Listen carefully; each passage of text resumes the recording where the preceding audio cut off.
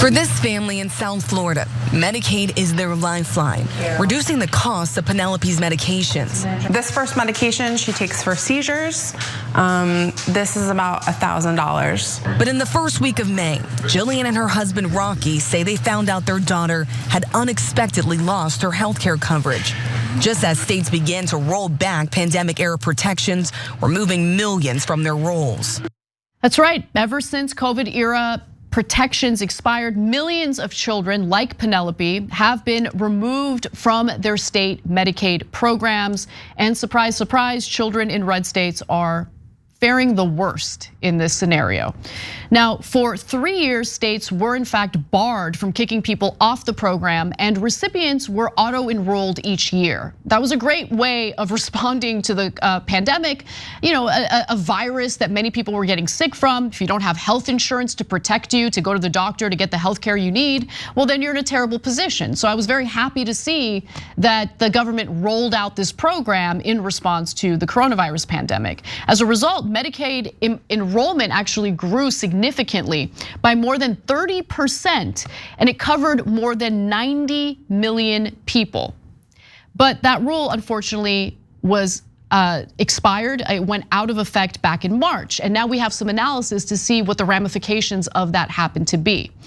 Now, a new government report shows that Medicaid enrollment for kids has declined in nearly every state. So what you're looking at is a map that will show you the states where Medicaid enrollment decreased the most. Everything you see that's not either gray or purple means enrollment dropped in that state. So obviously, most places in the country. At least 2.2 million kids have been removed from Medicaid and its sister program, the Children's Health Insurance Program, during the so-called unwinding of pandemic-era coverage protections as of September, according to data from the Centers for Medicare and Medicaid Services.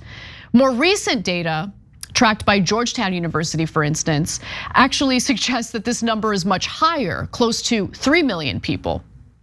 Now, they estimate that the total decline in enrollment for adults and children is approximately 7.8 million, and many have also been disenrolled because of various procedural errors. So for instance, some people didn't even complete the applications on time. They might not have even known what the deadlines were. Some were never even notified that the program was going to expire and they were gonna get dropped from the Medicaid program. The loss of coverage isn't even evenly distributed across the country. If you look at the map, you'll notice that some states are doing worse than others. 60% of kids who have lost Medicaid coverage this year came from just 9 states, all of which are Republican-led, according to new data from the Biden administration. And honestly, I'm not surprised by that, because when the Affordable Care Act was passed, what it did is it provided federal money to bolster the Medicaid programs in states. It's free money to states. Take the money from the federal government to expand your Medicaid program and ensure that low-income individuals who previously wouldn't be able to get Medicaid can get Medicaid. That means more constituents in your state will have Medicare or Medicaid coverage. They'll have health insurance, it'll be good. But a lot of states actually rejected it, red states specifically, because they were so salty about the Affordable Care Act. They rejected federal money that would have provided resources to ensure that their constituents had the health coverage they needed.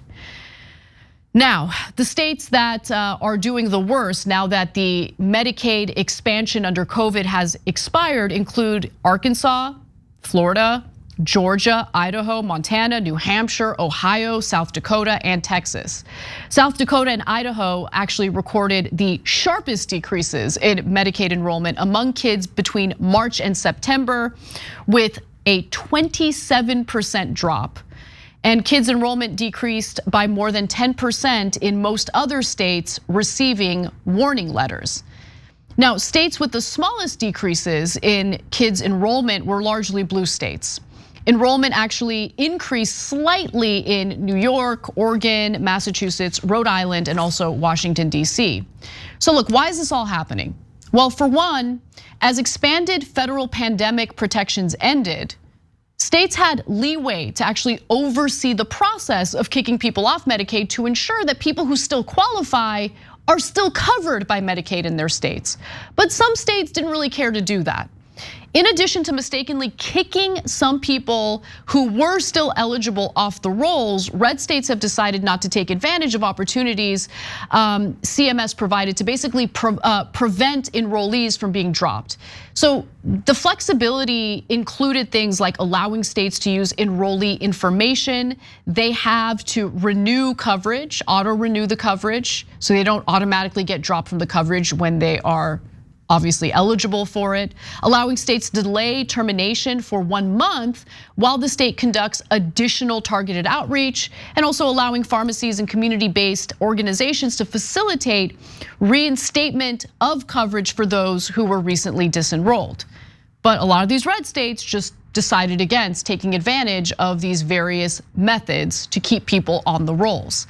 On Monday, Health and Human Services Secretary Xavier Becerra sent letters to 9 states where the most children lost coverage, saying that there have been more than 400 options put forward to make coverage renewals easier for people. Here's what he wrote.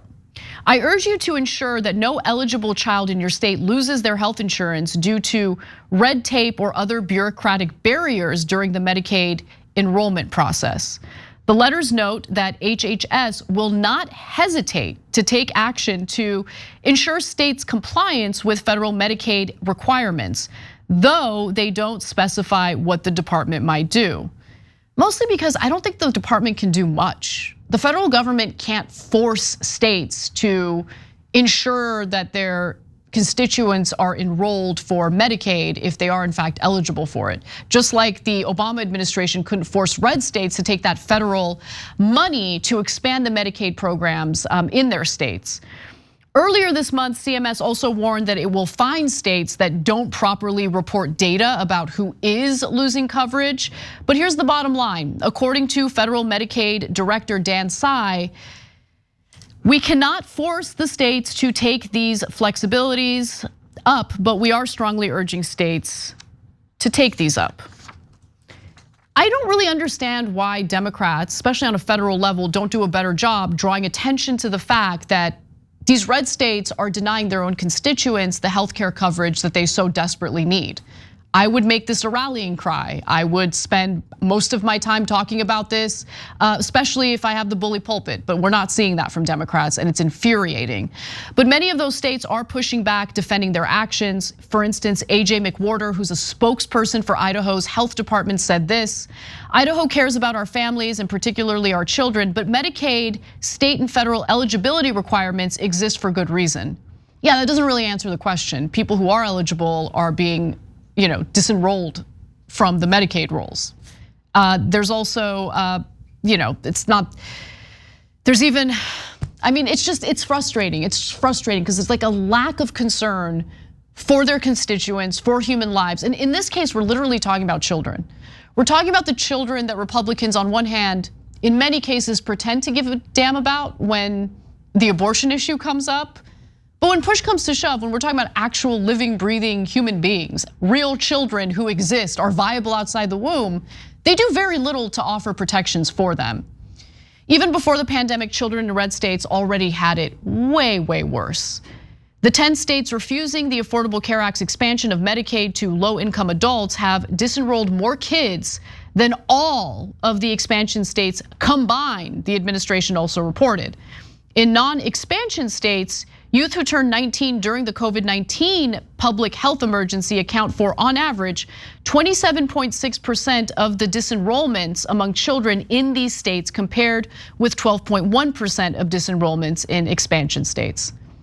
Listen, I get that stories like these aren't sexy, it doesn't involve some fight or conflict in Congress. It doesn't involve someone embarrassing themselves. All it does is it involves the lives of actual human beings in states that are refusing to provide the healthcare coverage that these human beings are eligible for. But it shows you the rot in our government, the unwillingness to represent the best interests of ordinary Americans who elect these people, in many cases, to represent their best interests. It's frustrating, it's infuriating, and I wish that stories like these got a little more attention than they're currently getting. So if you're watching this and you care deeply about issues like this, if you happen to be a constituent in one of these red states that has screwed you over, then by all means, please share this video, share this message. Talk to your neighbors, tell them about what's actually going on. Because I do feel that elected lawmakers on a state and local level should be held accountable for this. They obviously don't give a damn about people living in their own states, and it's disgusting. Thanks for watching the video, guys. We also love it if you hit the join button below, because that makes you a member, and members allow us to be independent, honest. We can be as progressive as we want, no corporate media influence, and that's all because of you guys. We love doing the show with our members. Hit the join button, become one of the Young Turks.